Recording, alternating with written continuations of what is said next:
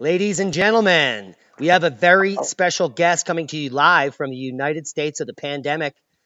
David DuByne, the creator of DAP 2030 and the creator of oilseedcrops.org, his website. How you doing out there in Pandemic USA, Mr. DuByne?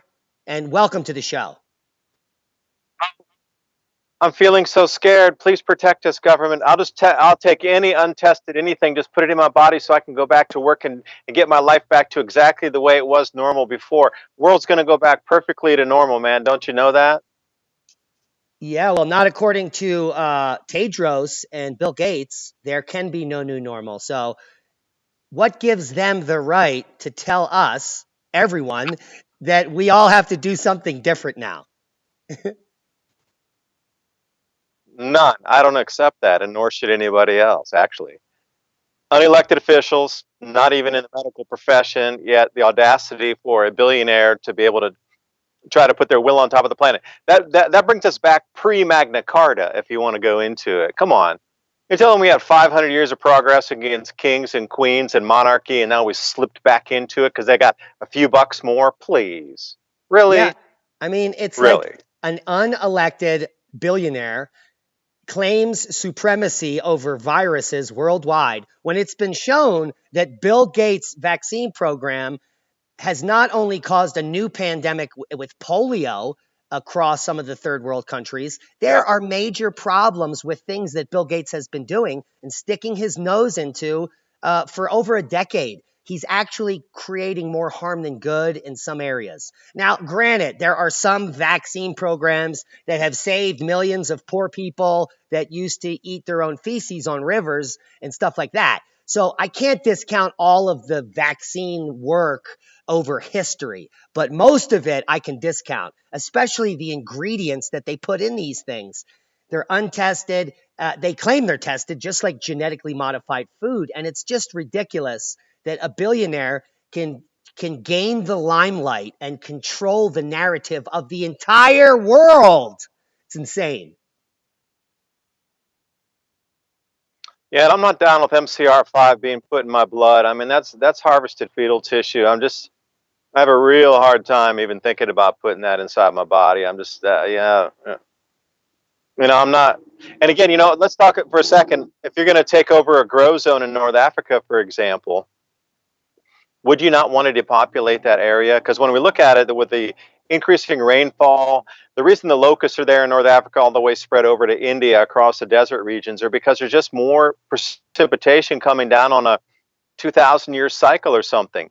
Now imagine Gates in his billionaire club with the elitists in the central banking, from the Bank for International Settlements to the IMF down to the Fed. They all run in the same club. It's about domination. Well, you've seen Rockefeller and everybody else in between talking about control the food, you control the planet. Well, we got everything else going online here for the grand solar minimum. The North African grow zone's coming online, and magically Billy's down there stabbing a bunch of people, making them sick. And then I could see a war starting with China just to try to dislodge them from the North African grow zone to get our paws down in there. But Billy's front and center. So what about the little kids that would become the warriors of the time? You got to give it a little bit of latency there. Those kids that are, say, 8 years old now would be 18 by the time this really comes to fruition. You give them a couple more years, but if you can take them out early, they won't be a threat. Plus, this unchecked immigration got rid of all the male-aged opposition at the time that could have battled back against EU Unified Defense forces or North African what's that, friendly neighborhood policy forces integrated with the EU Unified Defense Force. I mean, sheesh, how deep does it go?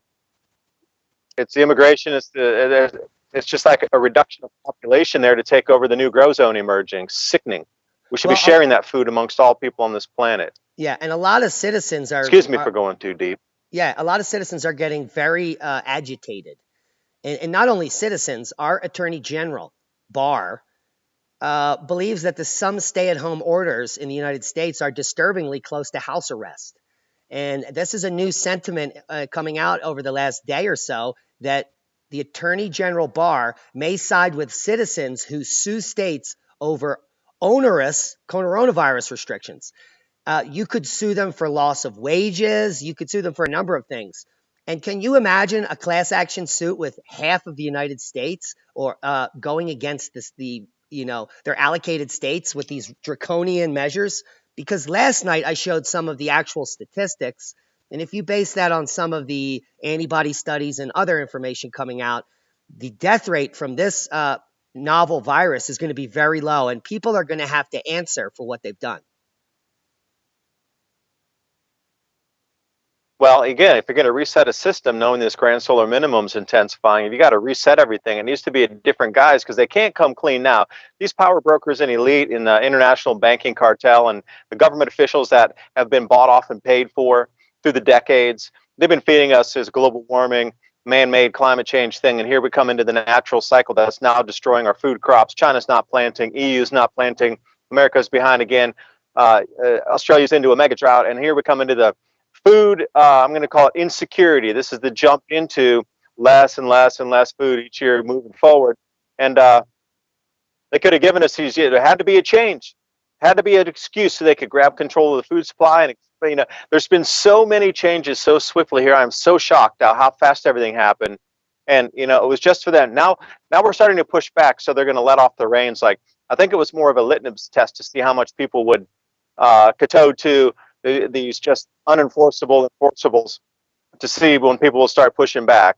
So if the pushbacks come and you notice how everything suddenly let off, the gas is let off. Oh, let everybody go now. As soon as they come out and started protesting, it's like, oh, let them off. Okay, let them go, let them go. Wait, round 2 in November. They'll have gleaned a lot of societal information off of this first pushback here in this lockdown.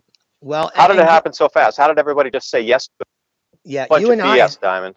You and I have been discussing these topics for years, and starting about 2 years ago, I believe you and I had the same sentiment, and we were suggesting that some of the manufactured food shortages over in Europe and some of the sales and were tests to see if they could draw the public in or create havoc at a small scale, and it seemed like they were ramping it up. They were testing us for years on how Europeans would react, how they would react over in America, and so on and so forth. So you can start to see a bigger picture. People like you and I that have been immersed in the headlines for years, we can see a pattern here. But again, I think they glommed onto this as an opportunity, and they had to roll out a bigger test because this is the pandemic test. And you can make anything look like a pandemic. We could have made a pandemic out of celiac disease or autism or something. But they chose a novel virus because they knew it would work. Yeah, and you have to think about how have you been cataloged in the social experiment if you went out and bought toilet paper? Like, I am sure there's a metric that's been measured of who bought or didn't buy toilet paper during that time to see who would be the sheep following. Oh, there's toilet paper, go buy toilet paper. As soon as they were buying toilet paper, I was like, look at all the food they left on the shelf. I'm just going to buy the food, forget the toilet paper. I can use moss, man. It's cool. I'm just going to go for the food. They can keep the toilet paper, and maybe they can use that for some cellulose stirring in their macaroni and cheese or whatever. But I'm going to have the food. Thanks so much for not going for the food while you idiots. Not everybody, but you know what I mean. Like this mass hysteria. And I am telling you for sure, they catalog your purchases, especially in some of these boxes. They marked everybody what you bought during this time. There's probably 40 different categories of your purchase habits were during this time. I guarantee somebody's gleaning that for either a list of who, something. You could go a million directions with that. Yeah, and I'm friends with the guy who runs the largest market here in Pagosa. He's the general manager, and he revealed to me that a lot of the large chain stores are actually utilizing this pandemic and panic buying to get rid of some of the products on their shelves that weren't selling. And they do that by not stocking things that people are panic buying. So they keep all the stock in the back of all the stuff that people are panic buying, and they only give you this stuff, and they've left this on the shelves. They've actually done amazing. Supermarkets have made more money in the last 8 weeks than ever before in history. Paper companies, it's just across the board. There are people that are excelling during this pandemic. Local seed suppliers, Johnny's Seed, rareseeds.com, they have sold more seeds than ever before in their entire history. And they're going to have to ramp up supply because we've just taught the entire world that you need to grow your own food. A lot of people are listening, and I think that this is a boon for the world in general and for preparedness. And we just shared some stuff about Victory Gardens the other day. I think that this pandemic is a catalyst not only for positive change across the board of preparedness, but also maybe a reset in the way people are thinking about humanity. Because why would you want to go back to where you were? You were a slave working a crappy job. I mean, 80% of the people hate their job. I just don't get it. Why would you want to go back to being a slave? I mean, everybody has vacation. Yeah, it is. It seems to be a retraining of the entire populace. I call it a new management system was put into place. They're a restructuring or a new management system for humanity. I always, one of the, I like to talk about space, and you do too, and we love the stars and all the cycles and all. But I really firmly am more looking at this movie, Jupiter Ascending, with a much closer eye right now on just what happened here. Because Jupiter Ascending, you're going to have to watch the movie to understand it, but it's another off-world civilization that actually uses this world as a farm. So seeing a new farming technique being unfurled in 3 weeks or 4 weeks and a full new management system put into play here, they're getting everybody into more self-sufficiency. And if you haven't noticed that you didn't get the message, you're going to need to be more self-sufficient or else you're not going to make it, period. Yeah, and let's clear this up for folks. This doesn't mean you panic buy 800 pounds of pasta and rice and you live on canned beans and rice, because that is just not, there's no nutrition in there. That it could, I mean, that is a survival hedge, but you need to be growing your own food, fresh fruits, vegetables, micro nutrient dense greens, the easiest thing to grow. You can grow it in your apartment on the countertop. Microgreens, there are so many options. Pennies on the dollar for food if you buy seed in bulk. Take $20 and put it into broccoli seed. You'll literally have, can you imagine the sprouts? That's a 5-pound bag of organic broccoli seeds, which are microscopic. You'd literally have acres of microgreens. So there are solutions, but their seeds are running out. So a lot of people heeded our warning. And moving forward, this is good. But how do you think big ag potentially is going to react to this? Because they're not going to like this. A bunch of people growing organic food, maybe seed saving. This has got to really piss off Monsanto. What are your thoughts? I think they're in collusion with it because the amount of people that think like you and I are such a small percentage of the population. Those seeds, you're getting, 180,000 seeds in a pound, coming out. And I grew a bunch of microgreens. And what I do is after I've harvested the microgreens, I plant the whole tray with the dirt.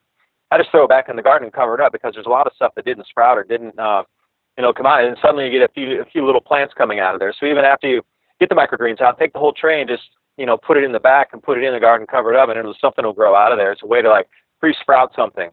But I think the big ag's in with it.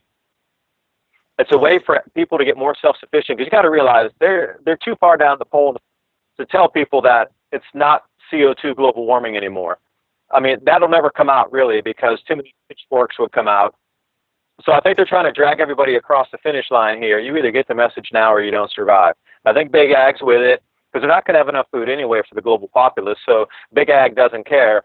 They can grow enough food for this many billions of people. And as we march into the crop losses this year are staggering. I mean, China didn't even plant yet. They're so far behind. So far behind. Europe is not even, they're in the zero plant at the moment. And we really think that we're going to get everything in the ground on time. Are you kidding me? No, but so I think big ag's with it. They understand it. Yeah. Yeah, I think everybody's colluding now. I think it's all about humanity, wake up. We're into this, but we won't tell you the real reason. Yeah, and this is going to be a boon for small-scale farmers like myself. Once restrictions are lifted in cities where there's not really any outbreak whatsoever, we're going to get back to business as normal. And the farmers markets are all going to open up and people are going to flood those markets because they now have a different mindset. The small scale farmer is going to be successful for the first time ever this year. We're going to have sold out markets across the country. And people like me are ramping up production. I'm making enough food to feed 400 people. We usually only grow enough food for 40. So that's a big increase. And I think this is going to be happening all over the country. But more importantly, let's break this down. Let's get into a little bit more esoteric. And I think that they're using this for a number of reasons. The first is this is an excellent, what's happened over the last 8 to 10 weeks is very dehumanizing. Not only that, because we all have to listen to what they say. It's also making humanity very impersonal. A large group of the population is now scared of strangers for no reason whatsoever. And so and then when we soft open the cities, there's going to be tape lines on the sidewalk. Everyone's got to be 6 feet apart. You can only have 20 people in the store. If restaurants open, all the tables are going to be 10 feet apart. It is going to be bizarro world, and it's going to dehumanize us. It's going to bring the AI closer to control because we're going to stare into our squares more. And I believe that this is all part of a bigger plan. What are your thoughts on that avenue? Yeah, like I said, it's a new management system that's been put on Earth here. I mean, you already see it being restructured. I mean, this whole social distancing, it's not going to go away. And they have scared people. Now, instead of just walking up, starting conversations with people, they've even arrested people for doing that. So now there's a scare factor of getting arrested, getting a fine, and now the virus. And like they've divided humanity. Now they're dividing families. They're dividing friends, best friends, etc. Like they've gone into the family unit now to even try to divide. Like, oh, we might have to test in the family to see who they're, and then we're gonna have to pull them out of the house, and da da da. So the segregation of humanity in earnest has begun to. We must be a very big threat at this point for this kind of purposeful push to try to divide us further. Because remember this, DuByne, because you were talking about it as well. Pre-virus, there were 21 countries with civil unrest in cities asking for change in government because of misallocated funds, mismanagement of the systems of social services, the division in wealth, and everything in between. 21 countries. There's only less than 200 countries on the planet, which means more than 10% of the world was moving in this direction. And every time one country saw a next country or the neighboring country, whoosh, it flared up. I bet by now it would have been nearly 90% of the countries on the planet would have gone into this. We need change if the virus hadn't come. Now you can't have a protest. Now you can't have people gathering. It stopped everything in its tracks of social movement, which is scary in itself. With the social restructuring as we move forward, the stopping of protests, you can't talk about it. If you don't like what the government's doing, you still can't talk about it. No people can come together. And now it was scary as though they had the self-policing police now, where people in your family, your neighbors, like, oh, you got too close, oh, you didn't do this, and now you see where it happens. Now it's almost like the Gestapo, where they're getting the people to tell on themselves and the populace to report in on each other. Because they were too close together, and they want to do social distancing with your phones, and all these big tech companies want to get into your business about how close you are to another person. Oh, you was within 6 feet, but you saw the echolocation on the phone was within 6 feet of it. Oh, you can't have to do that. And it's just how much intrusion are they going to have on our lives, and how much of the atoms are there going to be? I mean, I'm over it already, so over it. Yeah, but I do see a small sector of the population still organizing today. They're organizing in cities all around, protesting. There are no arrests going on in these protests for the most part. But I saw a video. A woman got arrested for letting her kids play in a park. I don't know if you saw that video. Completely insane. And just like you said, the Gestapo measures.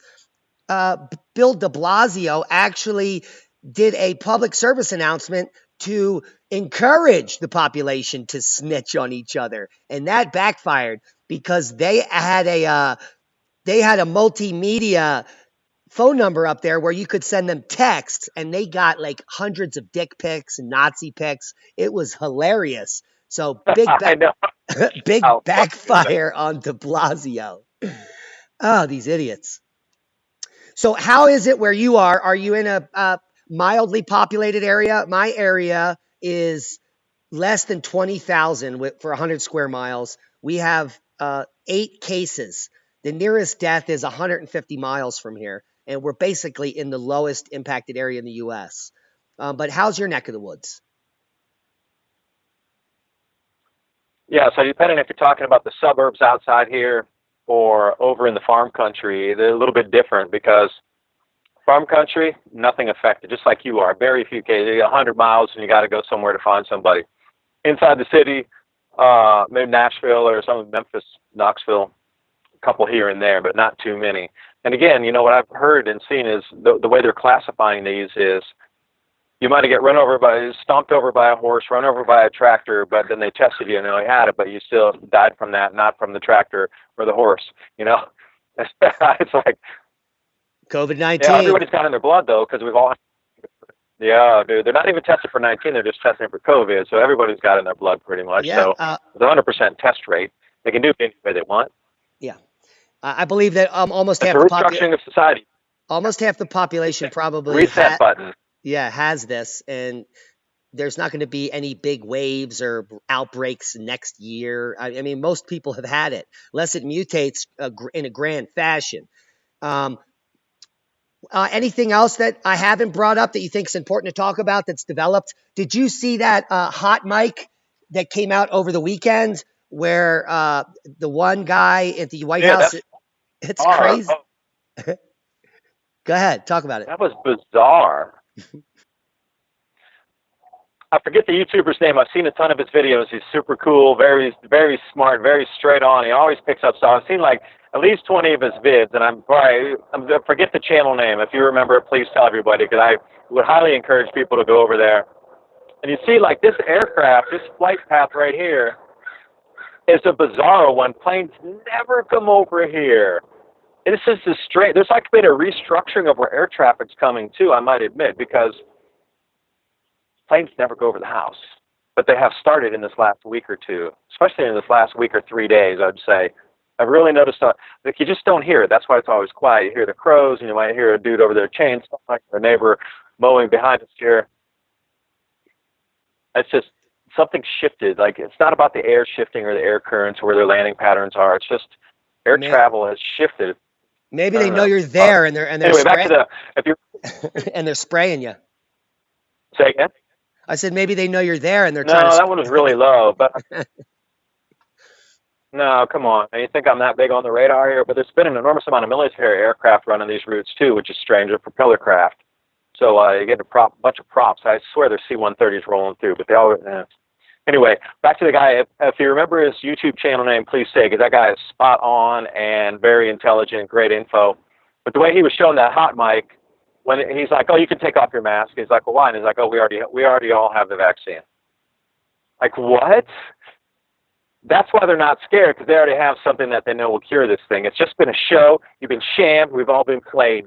Leave it at that. Watch the video for yourself and make up your own mind. Don't listen to me. Yeah, I actually published that clip last night. I did a quick video and put some of that open mic in there, and it's just astonishing. A lot of people are watching it, and they don't think, some people don't think that was a real open mic.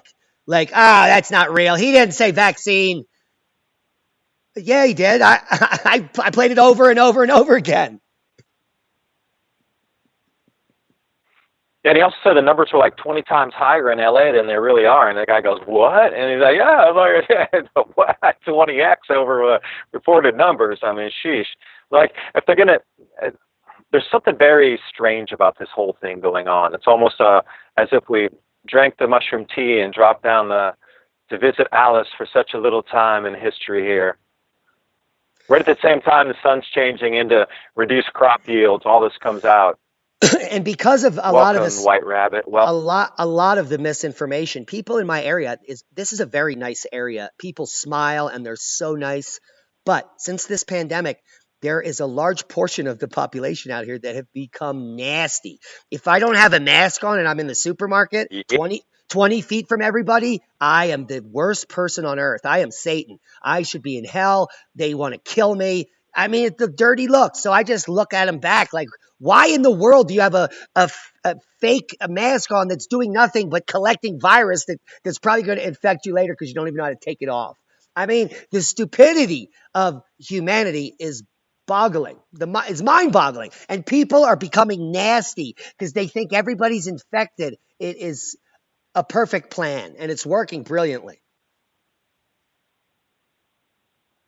I've seen so many people wearing the masks inside out, because if you have it inside out, that strings on the inside, though, it doesn't create as a seal against your skin. Like, and then, people, stand away from me, get back in the yellow line behind me. You're too close to me. Get back there.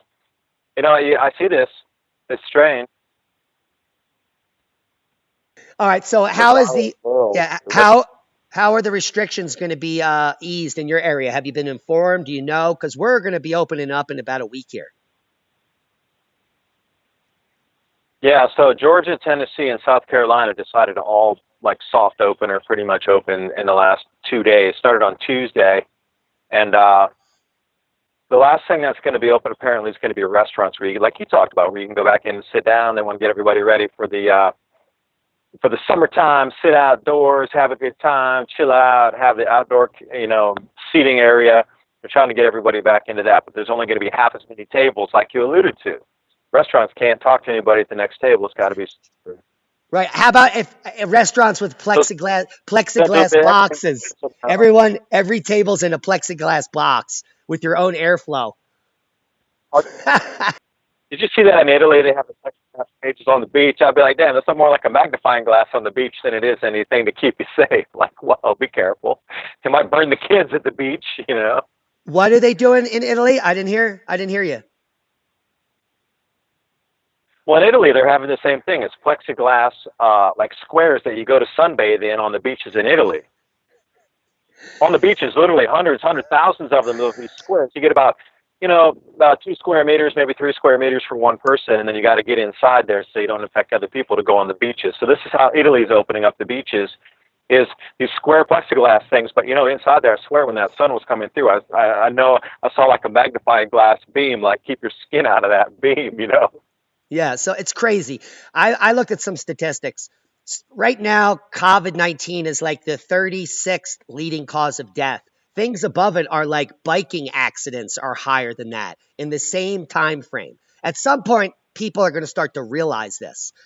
Do you think, as we wrap up here, that we're all just going to forget about it? Or do you think they're going to keep pushing forward towards the election with this vaccine idea or some kind of ID 2020? Or the numbers are just not going to allow this to actually happen? And that's what I see going on, that there'll have to be another event that actually triggers that. What are your thoughts as we close up? Well, the thought that 30,000 people starve to death per day on this planet is startling to me still. That food deaths compared to this thing are so exponentially far above and nobody's talking about people not having enough food, which is scary because it's always in these underdeveloped countries, parts of Africa, underdeveloped parts of South America. We don't see it too much in the U.S. here, so it's not on our dinner plate because we're just not into it. We don't want to see that part of it all. We don't want to help those people. We might have to give away free food. We don't want to help them. But think about the number of people starving to death every day. It's just unbelievable, the death from malnutrition. I firmly believe that there's going to be a 2.0 coming up around November. Now, will it be heavier than this? But we're going to get played again. But, so many people have woken up to how they got played with the numbers. And you look at auto deaths and starvation and diarrhea deaths and all these things that are so millions of deaths per year on how many people die from diarrhea per year, and nobody wants to talk about it. It's too inconvenient, just like it was with global warming and the CO2. It's too inconvenient. We talk about glaciers growing in Glacier National Park where they need to remove the signs and then say, oh, all glaciers are going to disappear by 2020, and then the glacier grew 17 feet toward the visitor center, so they had to replace the signs. How many more inconvenient things can we have go on here? Like, all these people are starving to death with diarrhea and stuff. Like, literally tens of millions of people starve to death and die from diarrhea, but only a few 100,000 people die from COVID. Oh, we didn't lock the planet down. We didn't even give them free food. So nobody wants to talk about it. It's too inconvenient, Diamond. Too inconvenient. No, and then think of there's people starving. It's going to come.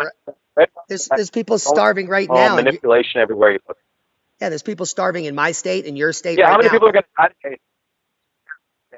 30,000 people are going to starve to death today. I think there's 12 million people per year that die from malnutrition per day.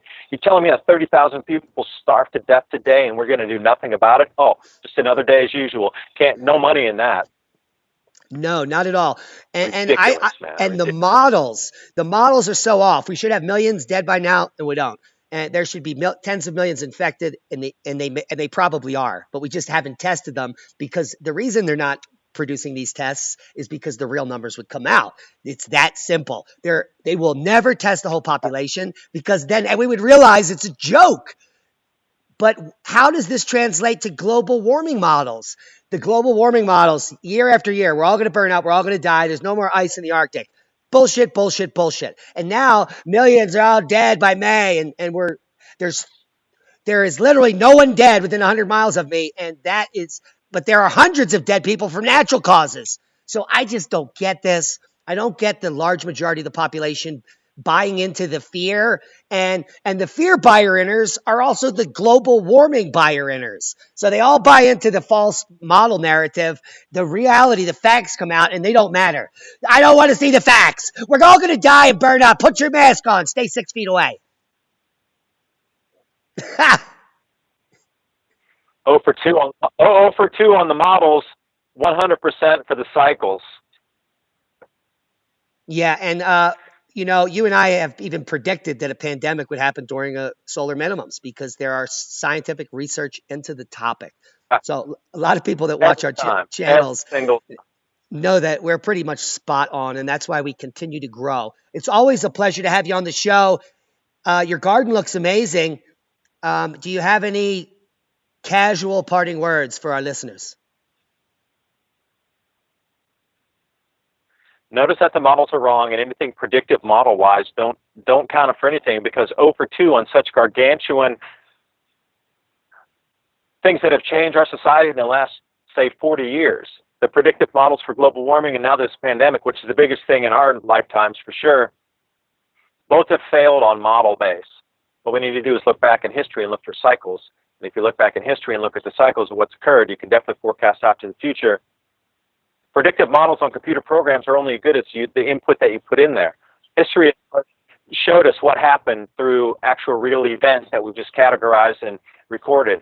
So look through history, grow your own food, you're on your own, no cavalry coming to rescue you, so you grow with your friends. And if you're a neighbor that's growing, like if Diamond was my neighbor, I'd be growing too, and we'd have double the amount. And what if our third neighbor down there, and we have 3 times, 5 times, 6 times, 20 times the amount, because the kids would get into it, the neighborhood would get into it, all the neighbors would be into it, and we could all protect it and still grow our own food and be more nutritious and get those micronutrients, which we need to fight this whole sickness anyway. Yeah. It's a win-win-win. Grow your own food and tell everybody, shove it. Yeah. Garbage in, garbage out in the models. And spontaneous community is happening across the country. Alien Allen's mom, we sent her out like thousands of seeds in a care package a month ago. And Allen went out there to see his mom in Canyon City and found out that she had gone to all the neighbors. They all got together and contacted all the other neighbors on the block. They're all sharing seeds. They're all turning their backyards into gardens. The people that didn't want to turn their backyards into gardens because they're old or they can't or they don't have the time donated their backyards for the other people. So this is happening across the world. Community will always win. And garbage in, garbage out, always in models. And always check the cycles. It's been a pleasure. Thanks for joining us today, and enjoy the rest of your evening. Decentralization is where we should go, Diamond. Decentralization. See you next time. Thanks for watching. That's a boom.